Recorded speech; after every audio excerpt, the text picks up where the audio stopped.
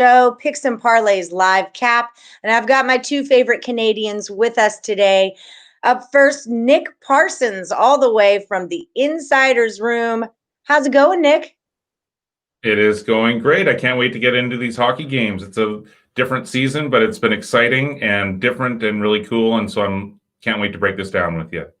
Yeah, we've got a lot to touch on. We'll kind of go over some of the stuff that's already happened and what you guys are feeling about it. So it should be a good show. I've got Kurt Alexander here to join us as well. Ready to, he was so close. There he is. All right. Are you there, Kurt? I think so. Things are going slow over here in Henderson. I don't know what's going on. The weather in Vegas is really funky right now. So I've been having internet issues with my show this morning. I had internet issues. So if that's what happens, then that's what happens. But we're going to get through this. Okay. We're going to get through it.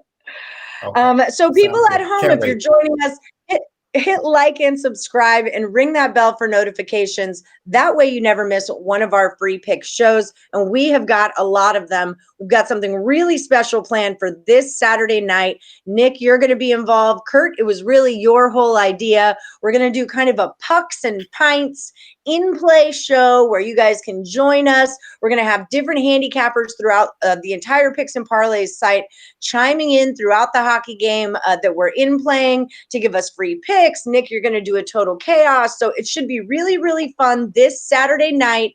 And there'll be more details ahead on that one. All right, guys. So we got a couple games to talk about today. I wanted to ask y'all first, this is our first week of hockey. You know, we got a whole week under our belt now. What have you guys noticed? I'll start with you, Nick. What have you guys noticed? What pops out this year so far?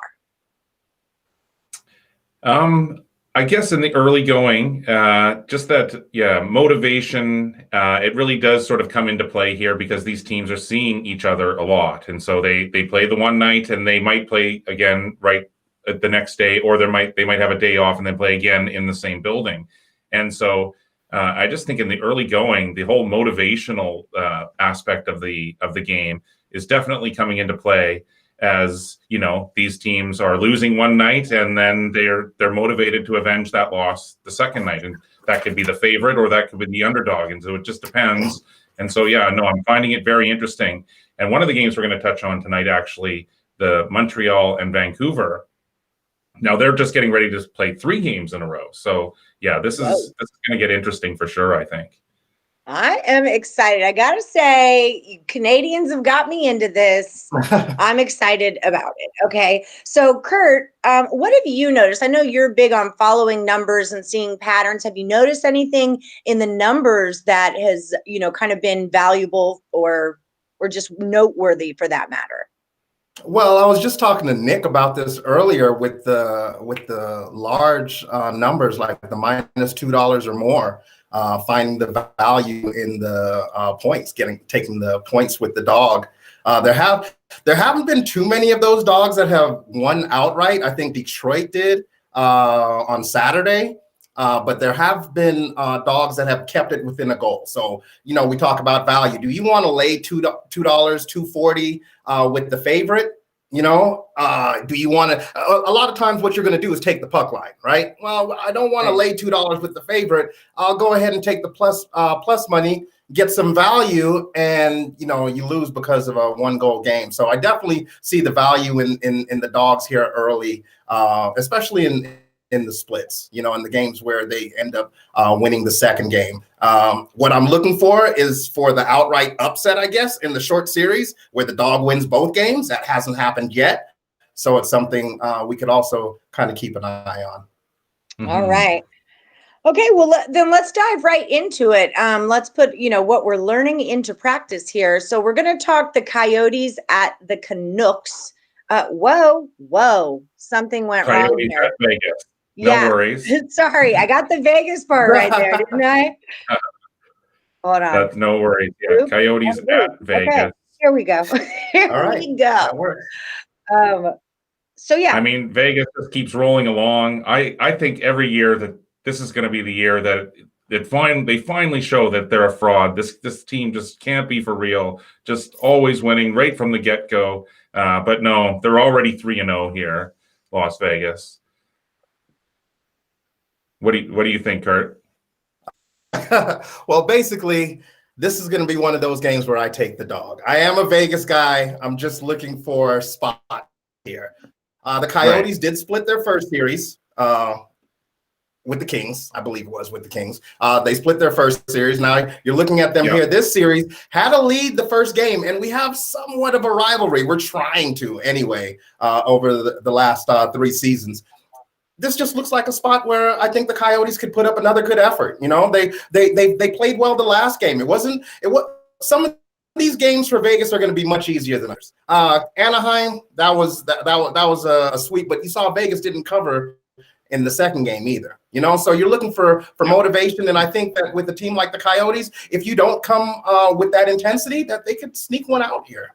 And it's the 4th game of the season. Seriously. $2 favorite? You know, I'm with you. I think Arizona has a nice mix of veteran players and younger players and an improved sort of defense. They've always been sort of this under-the-radar team.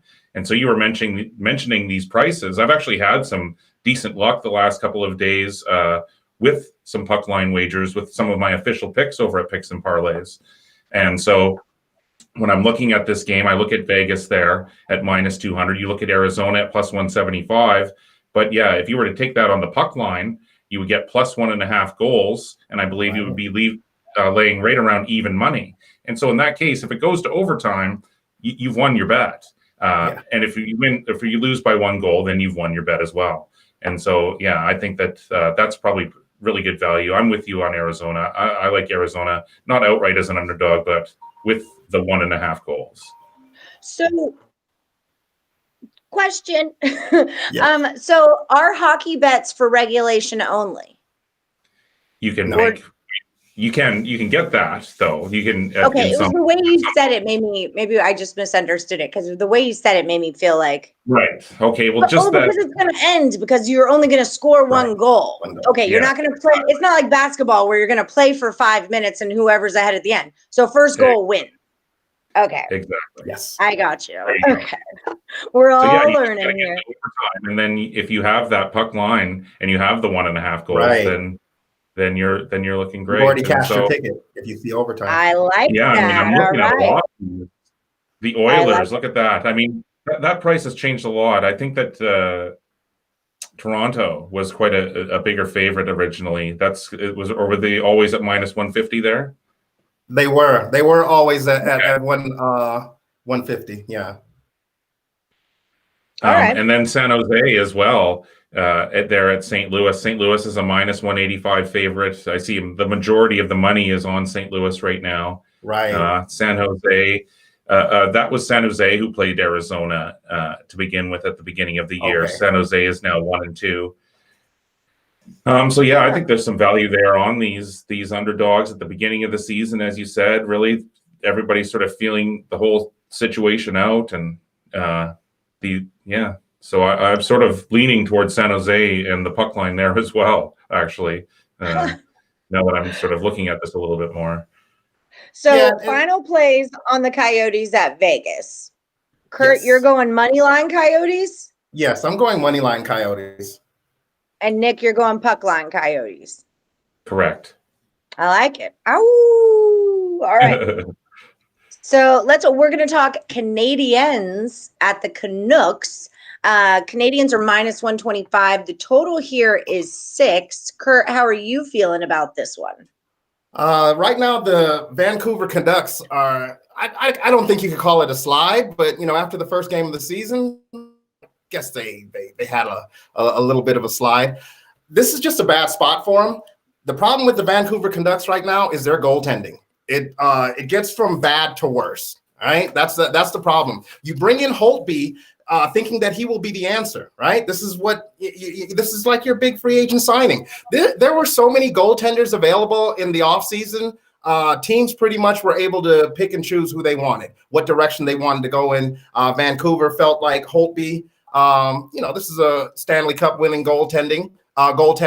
been with the Washington Capitals from a good organization. You bring them in, kind of shore up that back end of your defense, and it just hasn't worked out.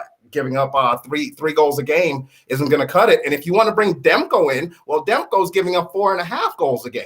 So that's why you're not winning games. And you look on the other side, you have Carey Price, Hall of Fame goaltender. He's not giving up four goals a game. So I like the Montreal Canadiens in this one. Even though they are on the road, I just think that they're the better team. And they're a sleeper team. People don't really give the Canadiens the respect that they need. Les Habitants tonight. I just learned about Les Habitants tonight. So Nick just taught me about that. And it's not a bad price at -125. Nick, what do you think? Are you on the same side? Yeah, I would lean that way as well a little bit. Although in this series and in this particular game, I'm going to wait to sort of see the result of this game because they are going to play 3 straight. And so I think that the real value is going to come in these next games where we can really sort of see and judge. Of course, Vancouver definitely is hungry for a win here after that first victory of the year. But yeah, as Kurt pointed out, it has a lot of different issues and problems right now. So yeah, Montreal's playing a lot better. Yeah. And then these teams, I believe they're going to be playing in Montreal. Yeah. At the beginning of February, the Canucks are back in Montreal. They actually have another 3-game set coming up after this against Ottawa, interestingly enough. Oh, wow. Okay. The Canucks do. And then they'll hit the road. But yeah, if I was going to lean to a total here, I would sort of lean under. Okay. Yeah, I think Vancouver is coming off the 3 straight losses. It's not looked great defensively. I think it's going to double down here at the beginning of this series, and so I would lean to the under. But I'm also leaning with Kurt to Montreal in this first game. But as I say, I would really like to see what happens in this first game, and then sort of make a move on the next 2. Right. Well, Kurt, what do you think about a total here? Are you frozen? As high as 6. Kurt! Yeah. Am I still 6. here? Yeah, you're here. Okay, cool. All right. Anytime I see a total as 6, I kind of look at what team wouldn't help me get over this total. And that team's Montreal, and it's their goaltending. You know, it gets better after Price. Well, it doesn't get better after Price that much, but this season it gets better after Price. So whichever goaltender you go with, Montreal is going to be hard to score on. They're a good team. They're a sleeper team that they're going to be the dogs that you're going to want to bet when they're playing the Torontos and the who's the other good team in the North Division. Nick, you have the my friend. Maple Leafs, and I'm trying to think of who Montreal could kind of compete with when you think about the top teams in the North, because they're going to be playing each other all the time. So Montreal is one of those teams that I'm looking at now too. Calgary. Yeah, Calgary. I mean, Edmonton was supposed to be. Edmonton has had, before the season started, it was one of the favorites for sure in the Northern. So are we going to overreact to its slow start here? I mean, I don't. It looks like it has a lot of problems as well, really, to start with here. But I think that we do need to sort of wait a tiny bit longer here before we start make any firm decisions or sort of prognostications on these teams. You're such a grown-up, Nick. You need a little degenerate in you is what you need. You need a little bit of degenerate in you that just like hammers shit. Like, I don't need to think about it. I feel like this is what's going down. Let's just drop some money on it real quick. I think we have seen enough of Edmonton such a professional.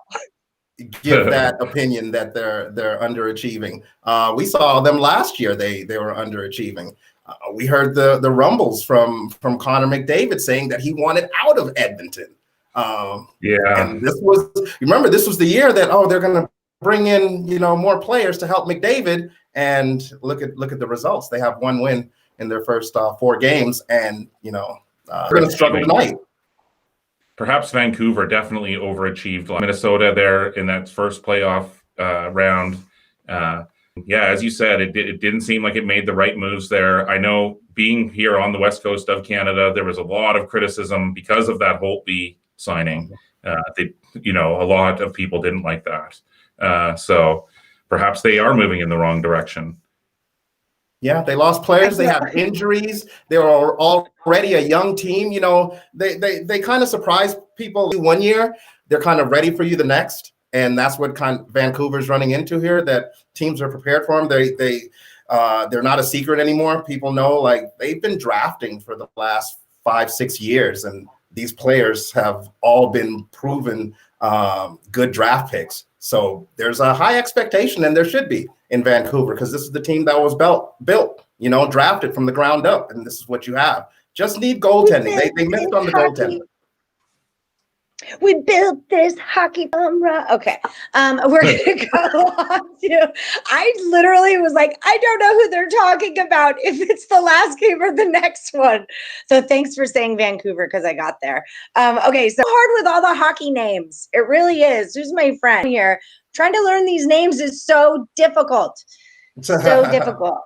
Okay, so Oilers in the chat that want to talk this one. Daniel Ray says the Leafs are not a bad play. Minus 150 is a little bit steep. We got a total of 6.5. What are we going to say about this one, Nick? I think there's going to be a lot of offensive firepower on the ice here. I like the over in this one. Edmonton has gotten out to lackluster start, as we just touched on there. Draisaitl and McDavid, Draisaitl especially, has done nothing almost. So yeah, I think this is a series. This is a huge series that all of Canada is going to be watching, and most of the hockey world. This is the one game that they'll be watching here. So yeah, I think Edmonton is going to come out flying, and Toronto, I mean, it's loaded. With talent there too, obviously. So that's going to be my pick on this one. I like the over. The over. All right. I like it. What do you think, Kurt?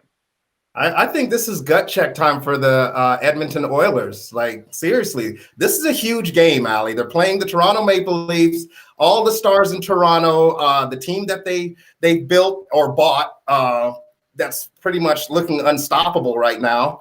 But Edmonton is trying to get up to their level. They have quality players in Edmonton, a few quality players in Edmonton, but they're on the same level as Toronto's players. So when we talk about McDavid and Draisaitl, you look over at Toronto, they have Matthews and the guy's name I just forgot. They have Matthews and Johnny Tavares from Mississauga, my hometown. So these teams match up well as far as talent-wise. Toronto's just deeper. And Toronto has the better goaltending and better a lot of things, but anything can happen. Toronto usually lets teams get a lead, and then they'll come back and take over, and that could be dangerous. They lost to Ottawa doing that, allowing Ottawa to just have this crazy second period, and they weren't able to come back. In Montreal, they were. Montreal, same thing, had a 4-2 lead in that game. Toronto comes back and wins the game 5-4. So you do have these games with Toronto where they will get into a shootout with you. And this is a perfect opportunity, Allie, for a flip-flop game. This will be one of those games where you're going to see the lines on both sides, depending on who has the lead. So the way I'm looking at this game, I think Edmonton comes out really pumped about this game. They know how big this game is for Canada. The country's watching. What do you got? I think Edmonton comes out, and I'm actually taking the dog here tonight too. I'm taking Edmonton. All right. I like it. So the over and the Oilers. All right. Yeah. You got it. I want to keep track, so we're going to recap at the end in case our late joiners miss anything. And if you are joining late, don't forget to hit that like, subscribe, and ring that bell for notifications, and drop your plays right on into that comment box so we can all see them and talk about them as well. Jay Samuel says he likes the puck line on the Leafs.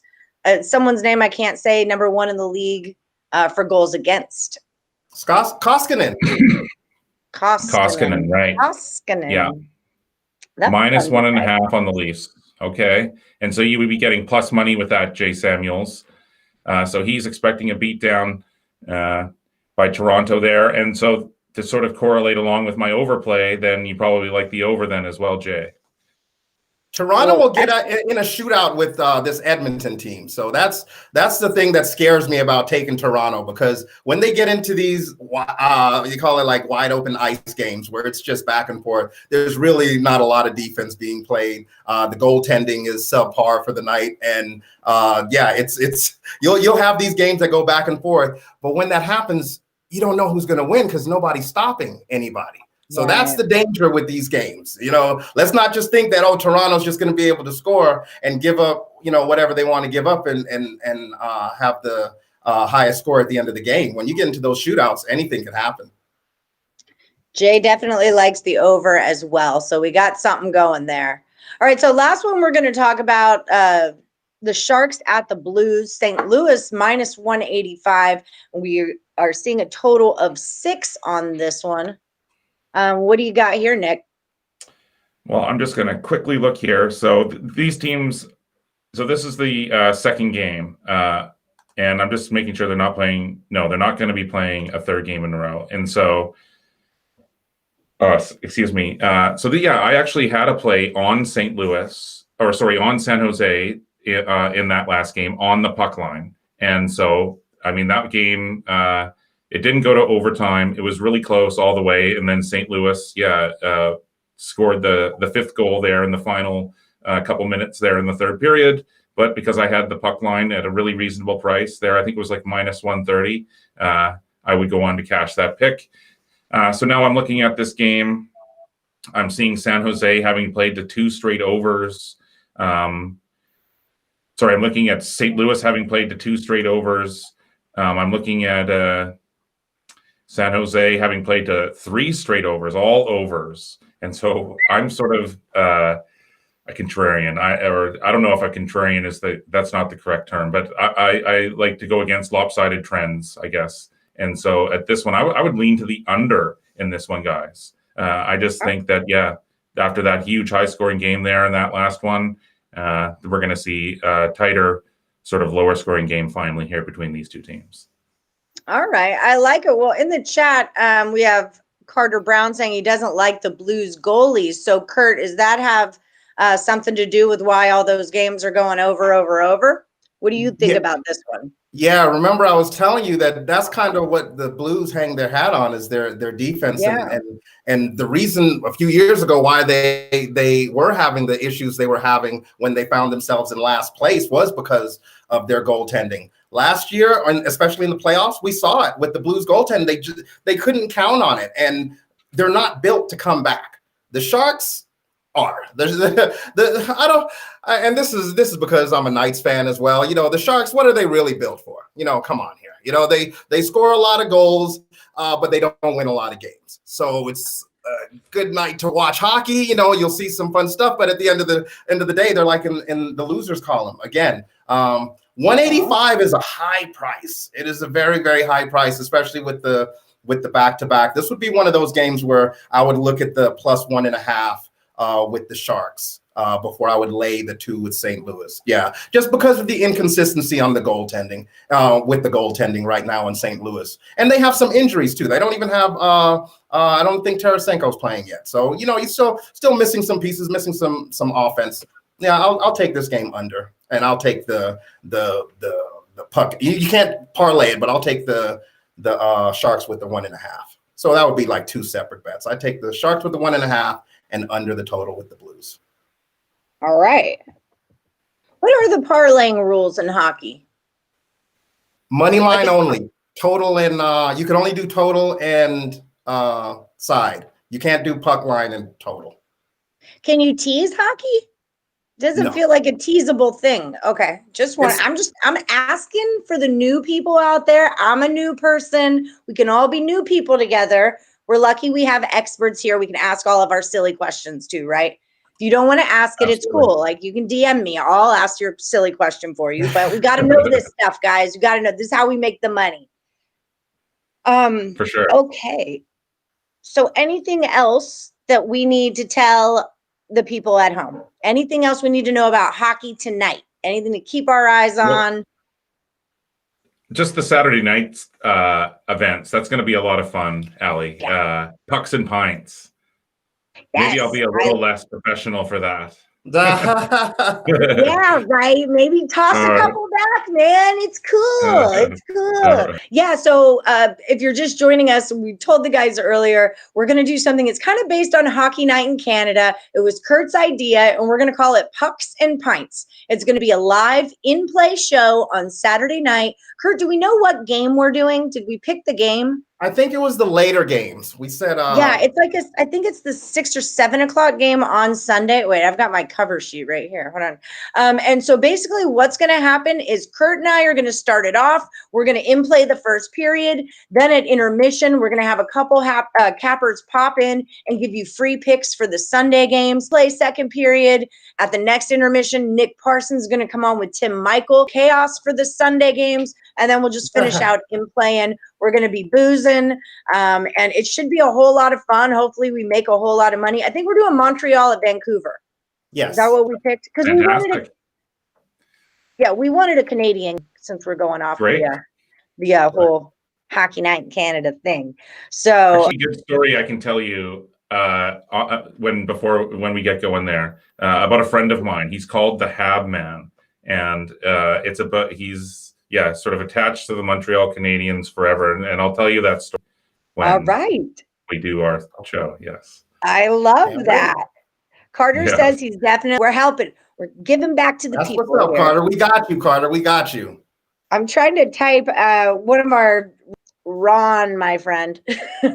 Ron yesterday was in my free pick show, and he was just swearing that he should take LSU over Alabama. And I told him not to, and now he's telling me that he lost on him, and he wants my pick. So my picks for today, if you missed my free pick show, I liked it over. I like Colorado. I liked it over. Loved Sam Houston State money line, and I loved that game over too. And I teased that real quick if you want a little hoops. But I really do like the Sam Houston State game.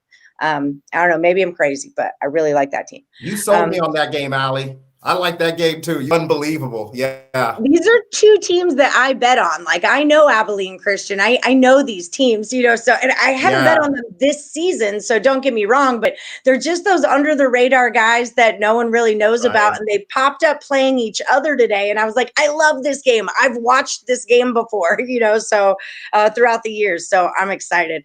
James Poindexter to take Arizona. Jay Samuels. That's a revenge game against Tulsa. Who, Arizona? No, that's Houston. No, that's Houston. Sorry. Sorry. Houston. So I told everyone I'm not allowed to make a pick on this. But I like Houston, and I like them to roll. Suck it, Tulsa. That's what I think about that. That was that 1-point game, right? Tulsa. Yeah. Remember? Yes, I told him in the chat, Nick, I had the over, but in order that I could deal with losing bets, but losing games, man, that's on a record. Yeah. Okay, guys. So let's cruise through these one more time. Just for anyone that missed what's going on, guys, like and subscribe. Thanks for all your comments in the comment box. Feel free to keep dropping them in, even if they scroll through.